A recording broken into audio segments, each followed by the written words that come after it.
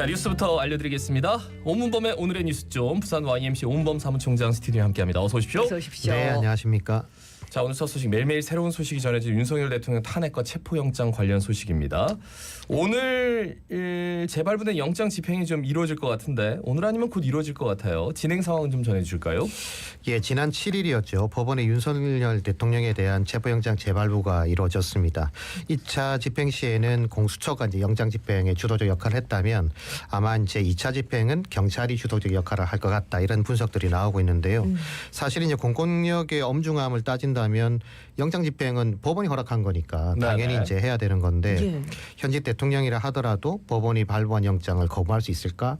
이제 여기에 대한 뭐 논란들은 계속 많지 않습니까? 네네. 그런데 여기에 따라서 이제 공조본 입장에서도 이번만큼은 아마 철저하게 집행을 할 거다. 그래서 오늘 혹은 내일 주말 여러 가지 얘기들이 지금 나오고 있는 그런 상황입니다.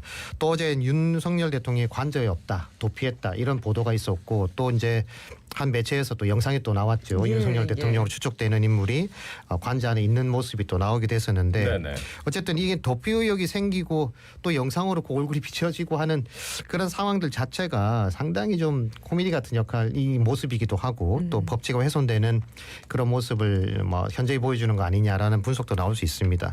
그런데 대다수의 국민들은 이 대통령이 담화에서 밝혔던 것처럼 법적 정치적 책임 이 말을 하도 많이 어겨져서 지금 뭐 믿을 수 있느냐라고 할 수 있겠지만 그래도 믿어본다 그러면 지금이라도 수사를 당당하게 받기 위해서 나오는 그 모습을 기대할 텐데 지금 그 모습이 이루어지지 못해서 굉장히 안타까운 그런 상황이라고 볼 수 있겠습니다. 예, 네. 그리고 헌재 출석에 대해서도 뭐 이틀 전과 어제 반응이 또 달랐는데 네. 뭐 내란죄 문제가 해결이 안 되면 출석을 안 한다고 했다가 또 어제는 경호나 신변 문제 해결만 되면 몇 번이라도 출석을 한다고 이랬다가 저랬다가 하더라고요. 그러니까 이게 탄핵당한 대통령이라도 뭐 당연히 방어권 보장해 드려야 되죠. 네네. 또 본인 입장을 얘기할 기회를 만들어 드리는 건 뭐 당연하다고 볼 수 있습니다.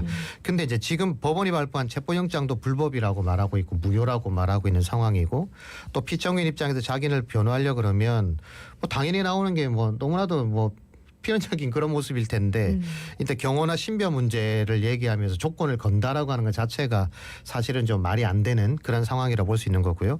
그래서 여전히 대통령의 어떤 지위만을 누리려고 하는 거 아니냐라고 하는 그런 모습 때문에 뭐 결코 확실히 좋아 보이진 않는다라는 말씀은 뭐 명확히 들을 수 있겠습니다.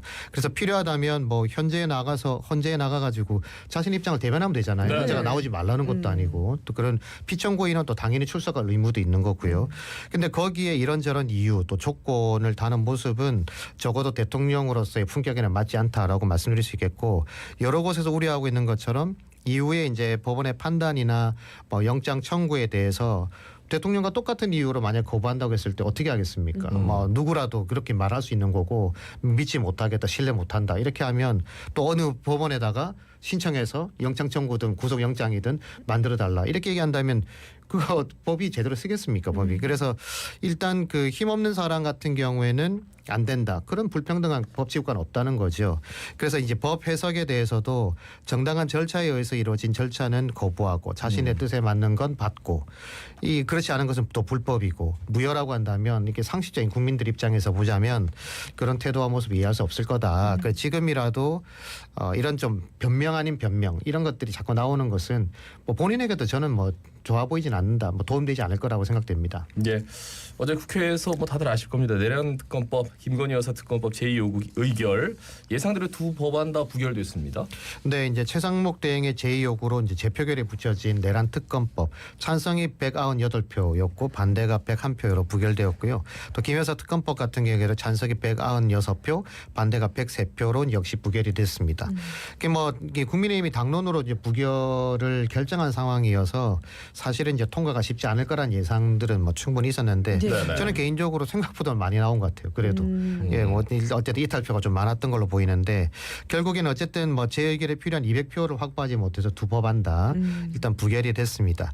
일단 민주당을 비롯한 야당에서는 오늘이라도 다시 이제 그 법안을 재상정하겠다라고 하는 그런 입장을 밝히고 있고 일단 일부에서 계속 얘기가 됐던 그러니까 민주당이 두 법안을 동시에 추진하는 건 어쨌든 부담이 좀 있다 보니까 우선은 내란 특검법에 집중하는 게 좋지 않겠냐라고 하는 얘기들이 이전부터 계속 있었거든요. 근데 아마 지금 분위기로는 아마 일단 내란 특검법부터 일단 추진을 하겠다는 의사가 좀 더 강해 보입니다. 그래서 일단은 뭐 그런 여론들도 아마 좀 체크를 했겠죠. 그래서 일단은 좀 더 지켜봐야 될 상황이긴 합니다만 어쨌든 현실적으로 이 내란 관련 수사가 지금 뭐 공수처 얘기도 계속 나오고 있습니다만 어쨌든 그 여러 기관들이 또 검찰은 자기들 할 만하고 지금 딱 관망하고 있는 그런 자세고 또 경찰과 뭐 협조가 한다지만 1차 집행 때 보면 또 이제 약간 어기장이 나는 모습도 보이지 않았습니까?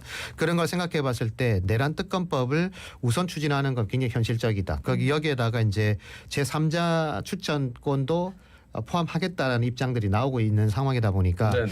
아무래도 그렇게 되면 국힘이나 또 아니면 그 최상목 권한대행도 이걸 거부하기는 쉽지 않아 보입니다. 그래서 아마 제3자 뭐 추천권으로 가고 다시 그 재상정되고 한다면 아마 내란 특검법은 다음번에는 아마 통과되지 않겠나 이렇게 예상할 수 있겠습니다. 예. 네, 다음 소식은 좀 우리 부산 지역의 뉴스를 좀 들여다보겠습니다. 최근 부산 지역의 대표 상업시설이 문을 닫고 이 주거시설이 들어서면서 좀 장기적인 관점에서 좋지 않다 이런 목소리가 커지고 있는데 이 관련 소식 좀 전해주실까요? 예, 요즘 가장 핫한 부산 지역 하면 점포 카페 거리 주변을 이제 얘기할 수 있을 텐데요. 네. 뭐 젊은 친구 너무 많이 가지 않습니까? 그치. 근데 근데 지난해 이제 이 지역의 핵심 상권 중에 한 곳이었죠. NC백화점이 폐점을 하고 이제 다른 상업 시설이 들어서면 굉장히 좋았을 건데 네. 현재는 그렇지가 못합니다. 최고 47층 높이의 4개 동의 주상복합 아파트가 들어선다는 소식이 이미 전해지고 있는데요. 주거 비율은 사실 이제 이 상업 시설 같은 경우 연 면적의 90%를 넘지 못하도록 규정을 하고 있는데 이 도시계획 조례에 맞춰서 지금 추진하고 있는 주체에서는 87%를 주거 내용으로 이제 포함하겠다는 거거든요. 그러니까 네네. 법적으로는 현재 문제가 없습니다. 조례상으로. 근데 이제 상업 시설이 주거 용도로 이렇게 시설이 바뀌는 곳이 그럼 여기만 그러냐? 그렇지 않다는 거죠. 남청동 메가마트가 있던 자리에도 최고급 주상복합 아파트가 들어설 계획이 이제 확정돼 있는 상황이고 또 홈플러스 해운대점 있던 곳에도 오피스텔을 포함한 초고층 건립이 지금 또 예정이 돼 있습니다. 이 외에도 가야점, 연산점, 홈플러스가 있던 곳곳마다 지금 주상복합 건물이 이제 추진되고 있는 그런 상황인데 예. 인구는 계속 줄고 있고 또 고령화가 빠르게 진행되는 상황에서 이 주요 위치에 계속적으로 이 주거용 시설들이 들어서는 것이 맞느냐 이제 상업 시설이 더 위축되지 않겠냐 이런 우려의 목소리가 계속 높아지고 있는 상황입니다. 예. 뭐 이전보다 이제 온라인으로 쇼핑하는 게 많아져서 오프라인에 있는 상점들 다 부수고 주거 네. 지역 뭐 주거 단지 만드는 것까지는 알겠는데 야 그럼 저렇게 지으면은 일자리 다 어떻게 하며? 예. 그러면 저기서 어떻게 먹고는 살아야 되는데 저 수요는 어떻게 감당할 수 있는가? 아파트 저 사람들 다 들어갈 수 있는가 저렇게 많이 지으면? 그러니까 자꾸 주거만 남는 것 같아요. 네. 아파트밖에 없다. 노인과 바다 그리고 아파트 이렇게 얘기가 나오는 것 같아요. 굉장히 딜레마가 있어 보입니다. 그러니까 이제 이게 허가권을 가진 관청 입장에서 이제 구청이든 뭐 시든 이런 네네. 입장에서 봤을 때 이 법적으로 문제가 없다면 허가를 내줄 수밖에 없는 상황일 수는 있는 거예요. 그런 네네. 부분들은 좀 이해가 되지만 지역의 어떤 장기적인 관점 또 도시계획적 관점에서 보게 되면 이게 분명히 바람직하지 않은 상황이라는 건 누구나 예측할 수 있는 거 아니겠습니까? 근데 이미 주요 조망권을 중심으로 이제 주거 시설이 다 들어서 있는 상황이고 북한 재개발 지역만 가보더라도 지금 이게 생활형 숙박 시설만 지금 우뚝 솟아 있는 그런 네, 상황이지 네, 않습니까? 네. 결국 이제 경기는 부진하고 일자리는 줄어드는 상황에 건설사 입장에서 보자면 땅을 묵혀둘 수 없으니 그나마 돈이 되는 주상복합이나 이제 뭐 오피스텔 이런 것들을 대안으로 살필 수 없다. 뭐 그렇게 할 수밖에 없다는 입장, 뭐 그런 대안 그걸 뭐 인정한다 손치더라도 부산의 미래는 반대로 점점 어두워져 간다라고밖에 볼 수 없는 거고요. 예. 이후에 이제 그나마 유지되던 고층 건물에도 거주 인구가 만약 줄어든다고 했을 때 만약 1000세대 같으면 1000세대가 다 살면 괜찮은데 네. 그게 아니고 이제 못 줄어서 이제 채워지면은. 뭐 700세대, 800세대 되면 그 유지하는 것도 쉽지 않지 않겠습니까? 그러니까 여러 가지 이제 문제가 생길 수밖에 없다. 그럴 때는 더 난감해질 수 있을 거다라고 하는 건 쉽게 예측될 수 있는 거고요. 군화시에서도 대책 마련이 쉽지는 않겠지만 이런 시설들에 대해서 좀 더 상상력을 가지고 좀 할 수 있는 사업적인 어떤 추진 방향 이런 것들을 좀 제한하고 민간업체와 좀 협업을 하면 어떨까? 쉽지 않겠지만 좀 그런 제안을 좀 드려봅니다. 네. 예. 초고층 주상복합 외에도 또 부산이 유독 많이 추진되는 사업 중에 하나가 해양 레저 관광지 조성인데 이번에 또 사 다대포 일대에 추진이 된다고요. 그러니까 오시리아 관광단지, 북한 복합 리조트, 그리고 다대포 해양 레저 관광 도시 조성. 이름은 좀 다르긴 한데 사실 내용을 들여다보면 거의 흡사하다는 걸 금방 알 수 있습니다. 다대포 일대 40만 평에 1조 원을 투자해서 5성급 호텔과 관광 인프라를 조성한다. 그래서 해양 레저 시설을 이제 유치하겠다 이런 건데요. 물론 사하 지역에 이제 특급 호텔이 없어서 5성급 호텔을 필요하다 이런 얘기는 계속 있었습니다만 부산 지역 주요 해수욕장 주변에 보면 어김없이 호텔이 있습니다. 예. 그리고 이제 해양 관광 시설을 중심으로 이제 개발 계획을 내놓고 있는데 기장과 해운대 같은 데는 이미 5성급은 물론이고 뭐 프리미엄급 6성급 호텔도 조성이 되고 있지 않습니까? 그러니까 살짝 이름만 다른 사업들이 과연 어떤 경쟁력을 가질 수 있을까? 광안리에 가도 있고 해운대가도 있고 송정가도 있고 또 기장가도 있고 또 다대포에도 있고. 그러니까 이게 그 경쟁력을 갖기 쉽지 않다는 건 예상할 수 있는 거고요. 해양 관광 시설이 그러면 부산권 안에만 있다면 또 다행인데 경남에도 추진하고 있고 또 전라도권에도 추진하지 않습니까? 강원도권 뭐 동해선도 생겼습니다만 강원도권까지 추진된다고 보면 이게 민간 사업자의 투자를 유치하는 건 뭐 좋다고 볼 수도 있겠지만 반대로 얘기하면 자연과 관광이 좀 자연스럽게 어우러지는 이런 것들은 찾기 어렵고 호텔들 지역마다 5성급 호텔이 유치된다고 하면 이게서 경쟁력을 찾기는 어렵다는 거죠. 그래서 부디 좀 지역의 특성에 맞는 그런 개발은 불가능한가? 좀 있을 것 같은데 이게 계속 이런 식으로 가는 게 좀 안타깝습니다. 거기 사시는 분인가 봐요. 유튜브로 거기 저 구 한진중공업 부지인데 교통 최악입니다. 아마 사는 분들도 여기에 약간 이런 생각을 하시는 것 같아서 네. 그래요. 마지막 소식은 화명수목원 이야기입니다. 부산 최초의 공립수목원인 화명수목원이 총체적 관리 부실로 제대로 된 기능을 하지 못하고 있다. 전해주실까요? 이게 2011년 3월에 개장한 부산 최초의 공립수목원이죠. 금정산 고당봉을 뒤로하고 대전전을 이제 그 사이에 두고 있는데 약 11만 제곱미터 규모로 운영 중에 있습니다. 그런데 시설이 이제 10년이 훌쩍 넘어가면서 이제 노후화되고 보수할 곳이 많아지고 있는 상황인데요. 제때 이제 보수가 되지 못하면서 이제 안전이나 기능이 저하되고 있다라고 하는 지적이 나오고 있습니다. 나무 산책로 바닥 곳곳이 부서져 있고 또 안전상 이유로 통제된 지 9개월이 지났지만 여전히 보수가 이루어지지 못한 그대로 방치된 상태로 있고요.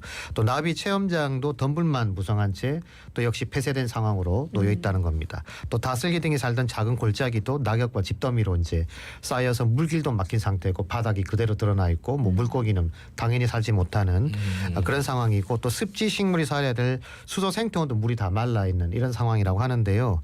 여기에다가 재해 예방을 위해서 만든 콘크리트도 사방이 무너져서 언제 어떤 사고가 나도 이제 뭐 이상하지 않을 그런 상황이라고 합니다. 이유는 예산이 부족해서 제때 관리가 이루어지지 못하고 있다. 이런 이야기인데 네네. 화명수목원의 연간관리 예산이 8억 원 정도 규모라고 하는데요. 이 비슷한 면적인 서울의 푸른 수목원이 2배가 넘는다고 합니다. 네네. 그러니까 이 8억 원 규모 예산도 올해 같은 경우에는 요 30% 정도가 삭감이 되어서 뭐 복구는커녕 현 상태를 유지하기도 좀 쉽지 않은 그런 상황에 놓여 있다고 합니다. 네. 근데 예산은 없다 하면서 계속해서 뭐 또 생활권 내 공원이나 편의시설 확충에 또 힘을 쏟고 있는 상황이거든요. 그럼 기존에 있는 시설 관리부터 좀 중요하지 않나 싶은데 과연 이게 15분 도시나 쾌적한 거주 환경이 마련될 수 있을지 이런 부분에 대해서도 의문이 그러니까 드네요. 시 예산의 총체적인 게 다 줄고 있으니까 적재적소의 예산 투입이 쉽지 않다는 건 이해가 되는데 새로운 시설 그러면서도 많이 만들고 있잖아요. 네, 그런데 네. 사실은 있는 시설을 더 잘 활용할 수 있도록 만드는 것도 필요하다. 만드는 게 중요한 게 아니라 관리가 중요하다는 건데 또 금정산은 국립공원 전환이 추진되고 있다 보니까 아마 국립공원으로 전환되면 관련 시설의 보존이나 이런 게 또 용해질 수 있는 측면도 물론 있겠습니다만 그 전에 시민들이 충분히 이용하고 시설을 안전하게 이용할 수 있는 권리를 해주는 건 너무 당연한 이야기고요. 수변공원 주위에 또 보면 파크 골프 인구가 늘어난다고 해서 뭐 생태공원 이런 데도 보면 많이 만들고 있지 않습니까? 근데 엄밀히 보면 파크 골프장보다 더 중요한 게 이런 수목원 같은 시설입니다. 공원 시설들. 그래서 이런 자연 환경을 보존하는 시설들을 위해서 더 많은 투자를 하는 게 맞다. 그래서 눈에 보이고 수요가 높은 것 위주로 투자하는 것도 필요하겠지만 그보다는 어떻게 보면 필요한 자원에 대해서 더 많은 관심과 또 관리를 하는 것 너무 당연한 거니까 지금 줄어 있는 예산이라도 복원을 시켜서 빨리 시민들이 이용하는 시민들이 안전하게 또 잘 이용할 수 있도록 환경을 만들어주는 거 필요하다고 생각됩니다. 네, 자 오늘 말씀 여기까지 듣습니다. 지금까지 부산 YMC 오은범 사무총장이었습니다. 고맙습니다. 고맙습니다. 네, 감사합니다.